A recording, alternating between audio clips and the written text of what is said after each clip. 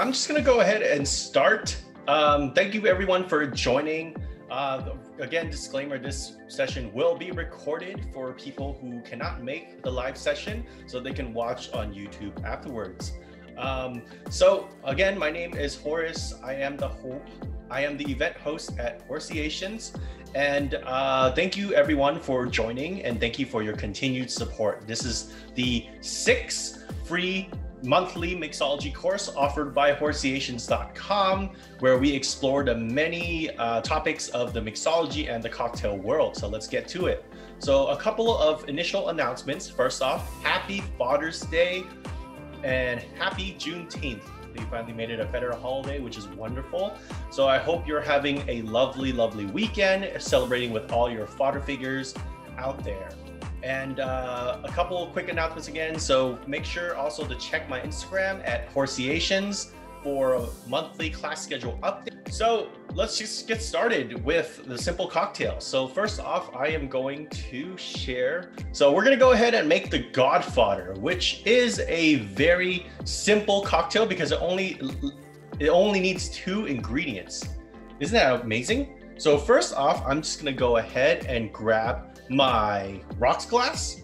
All we need to do is add a rock to it or a piece of ice and set it to the side and grab our mixing glass. So all this needs is 2 ingredients, which first ingredient I'm gonna actually select monkey shoulder. So this is a blended Scotch whiskey, blended malt actually, very smooth as it describes, rich because it's a very honey-like notes to it. And so what we're gonna do is we're gonna go ahead and add 2 ounces straight into our mixing glass. 1, go, and then Disaronno. So this is an Italian almond liqueur. It's been made since 1525. Very, very nice. So the original recipe calls for 1 ounce, but I'm gonna go ahead and just add 3/4 of an ounce because although it is wonderfully tasting, it is kind of sweet to my taste. So I'm just gonna add 0.75. You can add the full 1 ounce if you would like. It tastes amazing by itself, but to me it is a little bit sweet alone. So what I'm gonna do now is go ahead and add some ice, a big cube. And then we're gonna chill and dilute the drink. Done with this, and we're gonna go ahead and stir.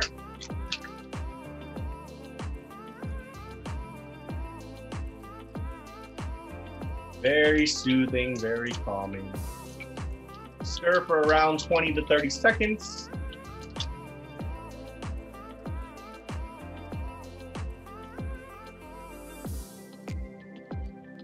All right.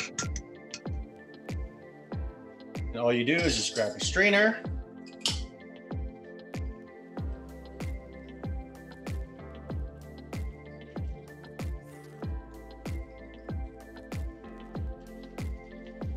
That is the Godfather.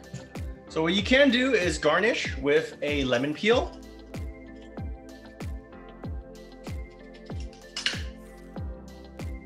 Squeeze the oils over it and drop it in. And there you go. This is the Godfather.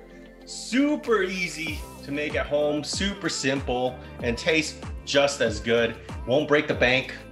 So this cocktail got famous due to the actor. They say that Marion Brando actually really liked this cocktail. It was his favorite, and so they named it the Godfather because he was the famous actor from the Godfather.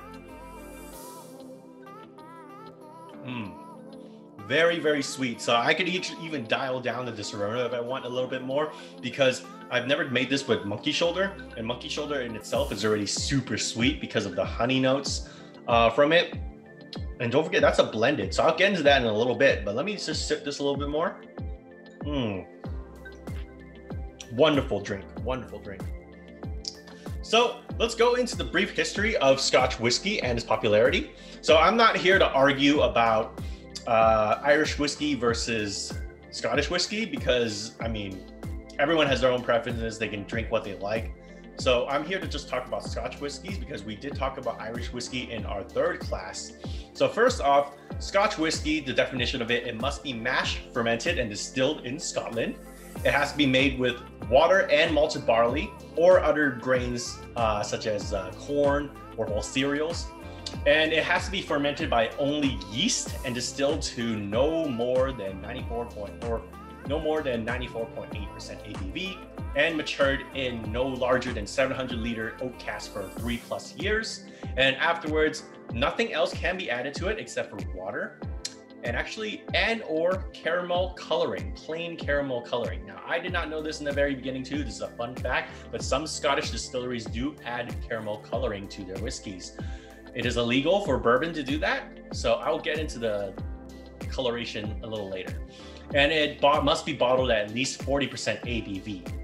So of course, with all these rules, you may think like, wow, this is really strict. Scottish whiskey has to follow all these crazy rules. Well, there's rules for bourbon, there's rules for rye, there's rules for Irish whiskey too. But a lot of them there's so much variety between all of them because there's just so much other factors that can still put into play, such as the yeast strain, the timing of the distillery cuts, the choice of the wood for the aging, and the speed, the duration, the location of where those casks are stored, etc., the humidity level. There's just so many factors that can affect what the taste outcome is. And so with that being said, let's explore the brief history of how Scottish whiskey came into play.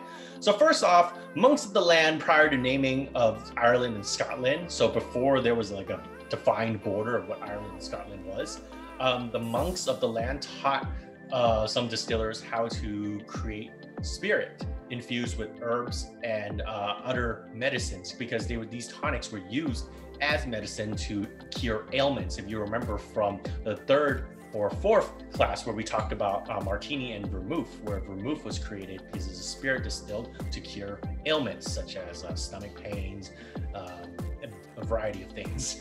And so eventually they use this as medicine, of course, but then here comes the taxman, everyone's favorite person in the world. And so in 1725, there was a malt tax that was created by Great Britain, and this created so many riots. Now, you probably already know about the bourbon riots that occurred years ago, talked about in the last class, but Highland whiskey makers were so adamant about using barley, and they taxed the barley heavily because they believed barley was the crop and the grain of choice to use, and all the other grains were inferior. And so because they were adamant about it and they had to use it, the law was taxing it so heavily. They were not happy, of course, and they were just angry and just started rioting. And from this too, it stemmed a lot of illegal moonshiners and illegal distilleries and smugglers. And with that, it resulted in whiskey makers also fleeing from the eastern side to the western side, the islands of Ireland and Scotland. And here you see the islands form such as Islay, which you've probably heard of, but these distilleries started popping up such as Jura, Lagavulin, Ardbeg, and Laphroaig. These all came to be because some of the distillers fled there. It was not until this went on, and then it was not until 1823 when an act was passed so that whiskey could be produced legally now. And now it offered like decent pay, and then there was actually there was a law backing the distillers that they were able to distill no longer as moonshiners. And so with that, by then there was around, I believe, 14,000 illegal distillers in place in Scotland at the time. And that's just nuts, right? But then because now it was legal, people started coming out and actually advertising their whiskey a little bit more in the public because it was allowed. And this allowed for the downstream, as I'm going to talk about, the rise of Scottish whiskey.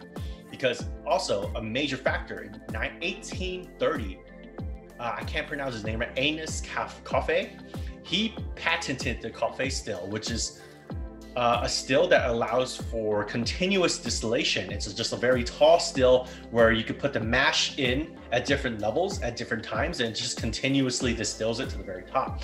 Versus a pot still, which you can imagine is a giant pot, and then you put all the mash in, it's distilled, and then you clean the whole thing out and for the next batch. Now, a continuous still allowed for continuous, so that was definitely a lot higher throughput.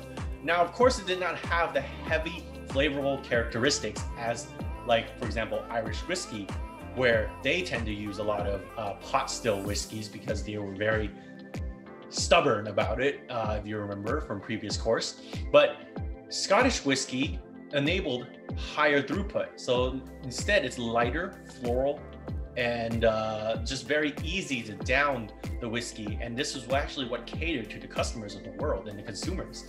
And so with that, that's why Scottish whiskey began to outpace Irish whiskey, because it catered to the general public and it was so quick to distill and to bottle.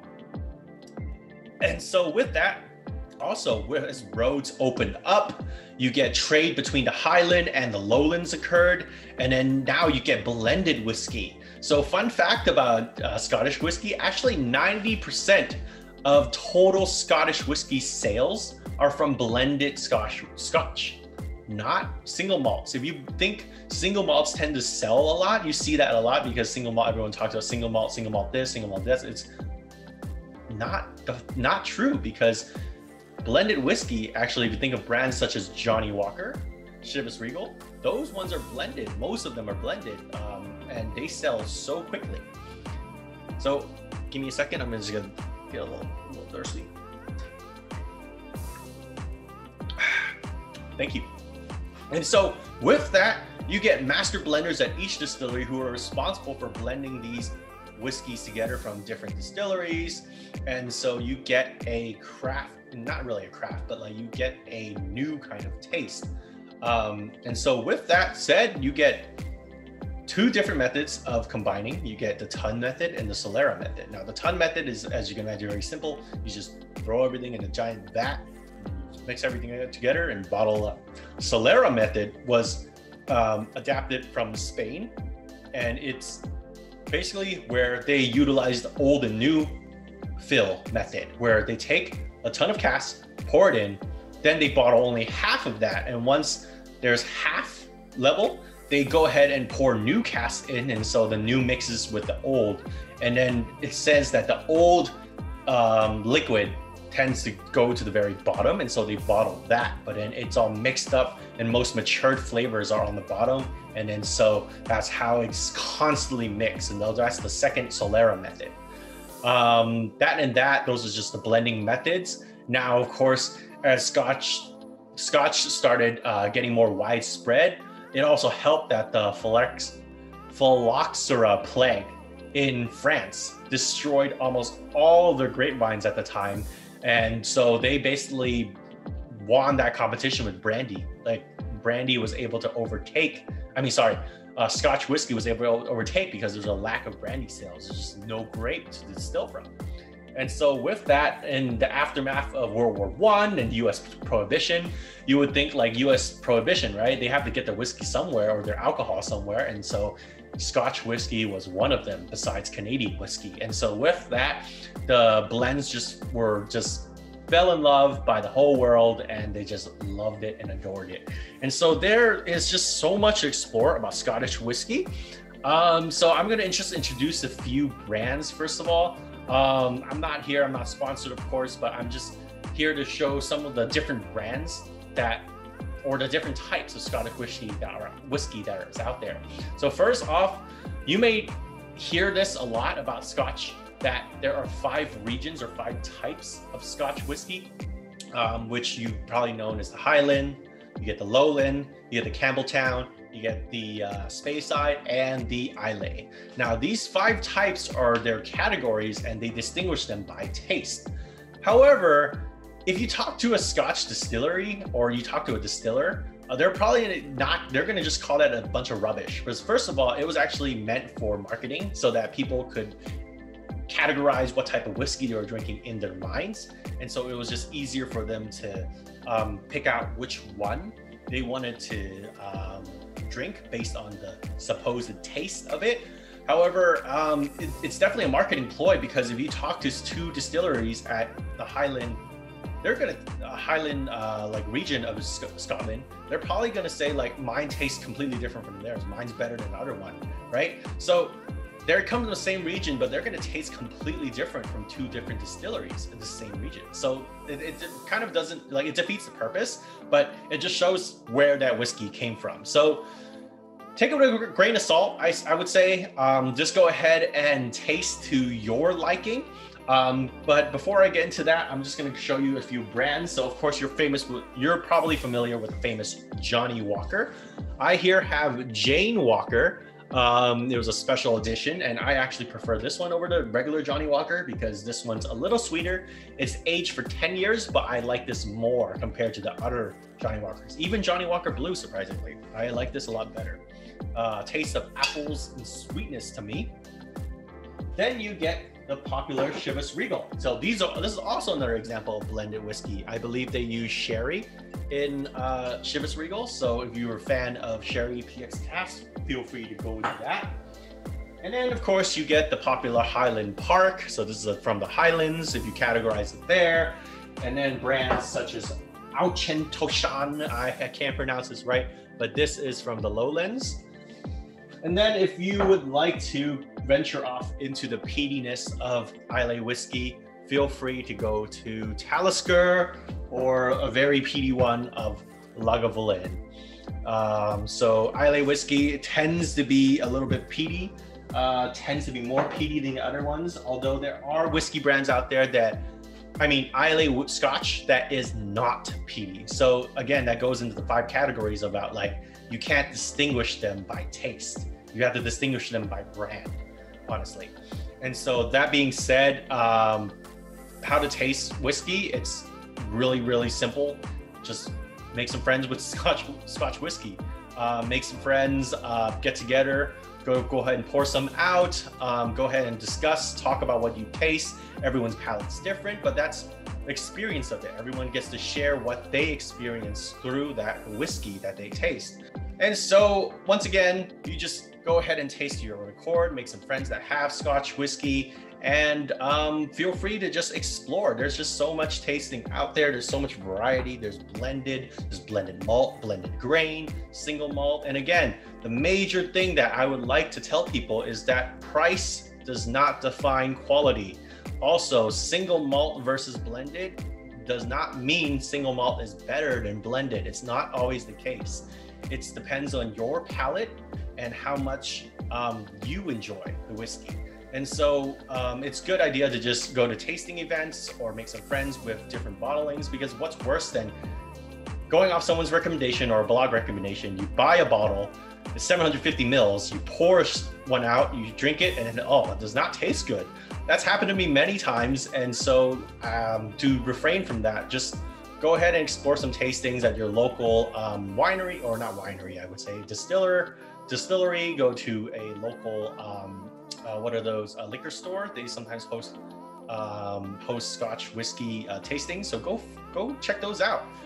So with that, there's 8 minutes left. I'm gonna go ahead and make one more cocktail. Let me share my screen again real quick so you see what is on my counter. So we're gonna make the Blood and Sand, a very classic cocktail. We're gonna go ahead and grab our shaker tin, and it requires 4 simple ingredients that you can find. We're gonna go first with the sweet vermouth. So I like to use Carpano Antica formula because it's bold, it's spice, I love it. But you can use Dolan out there. Dolan's a little more tame. So we're just gonna go ahead and pour actually half an ounce in there. So the origin of this cocktail, it actually called for equal parts of these 4 ingredients, but I prefer to use a little less on the sweeter ingredients because it's just overly sweet and I want the whiskey characteristic to shine a little bit more. Next, I'm gonna go ahead and use cherry hearing, which is basically cherry liqueur mixed with cherry juice pretty much. And so with that, it's like super, super sweet. So that's why I'm not gonna add that 3/4 ounce. I'm actually just gonna add half an ounce. And then it calls for 3/4 ounce of orange juice usually. I'm just gonna go ahead and do that. So I don't have a juicer for an orange, so I'm just gonna go ahead and manually squeeze it. So bear with me here. So So you just go ahead and squeeze fresh orange juice. Ideal not to get the store-bought, none of that store-bought bottles, because there's added preservatives and what you would call those added sugars in there. So it won't taste, the cocktail will be just overly sweet. And then of course the Scotch whiskey I'm going to use, it's a blended Scotch whiskey, Duncan Taylor. I just have this in hand. If you do like the sherry influence, a good one to use would be Famous Grouse. That one's a beautiful, beautiful blended whiskey that is famous, hence Famous Grouse. Terrible joke. All right, so I added 1.5 ounces of Duncan Taylor. And then we're gonna go ahead and just fill this with ice and cap it and just shake it up. All right, just grab our coupe glass, grab our strainer and double strain in the blood and sand. So this was named after a famous silent movie for love of bullfighting and love of love. And so hence the name Blood and Sand. So I'm just gonna put this aside for now, but you can finish this off with a orange peel, flaming orange peel, or just an orange peel garnish. So I'm just gonna go ahead and squeeze. So I'm gonna block the light here, squeeze the oils in, rim the glass. You can drop it in, I'm gonna discard it because I don't want any of that added bitterness into this cocktail. And go ahead and take a sip. So usually, of course, this cocktail is made with equal parts of these 4 ingredients: sweet vermouth, orange juice, whiskey, and your cherry hearing.